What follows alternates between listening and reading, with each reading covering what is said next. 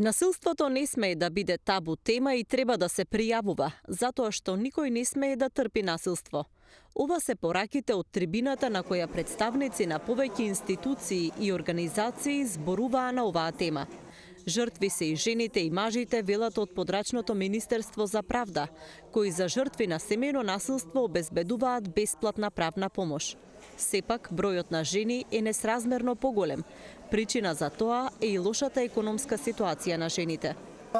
Ние пред се, како Министерство за правда, им обезбедуваме бесплатна правна помош, значи на сметка на државата, имаме листа на адвокати, кои што пружат бесплатна правна помош, кои се платени од државата, странката си ги оствари своите права за кои што има потреба.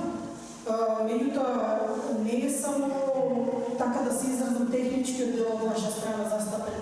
Се обезле да адвокат на лицата на кои што им треба. На некој начин и делуваме и советодавно, значи, кога доаѓаат лицата со проблеми, посебно семејно насилство, они се збунети, некако како изгубени, не знаат од кај да почнат.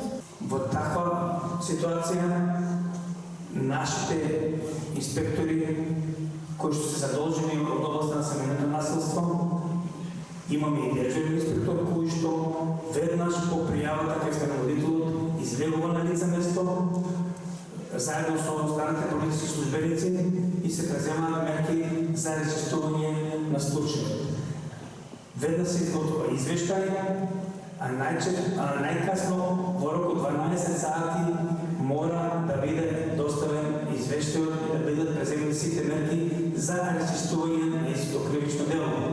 Од општина Струмица велат дека се трудат да ги заокружат програмите за поддршка на жените жртви на семејно насилство, шелтер, советувалиште и куќа за домување, за целосно реинтегрирање на жртвите во општеството.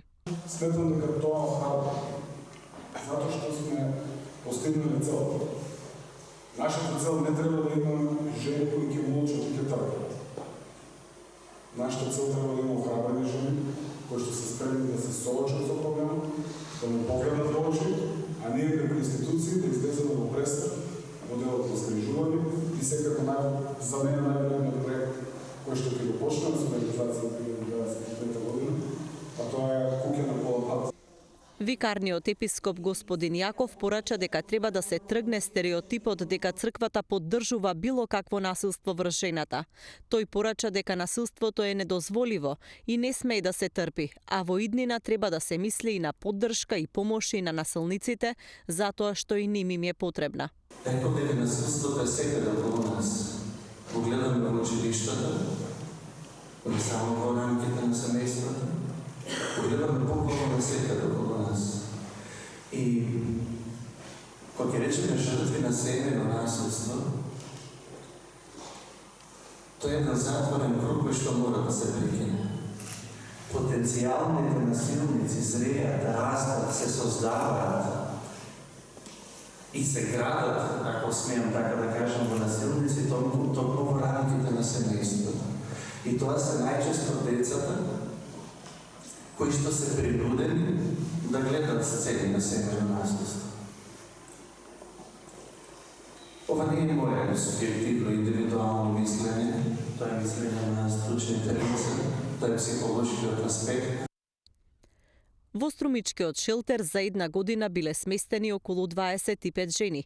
Психологот во организацијата вели дека тоа е важен за првично згрижување на жените во периодот кога ризикот по нивната безбедност е најголем. Кога зборуваме за бројка до денеска, од 1 јануари 2020 година, па заклучно со денешниот ден, во Струмичкиот шелтер центар живееле и во моментот живеат 2 вкупни жени со едно бебе за 4 месеци, 50 жени.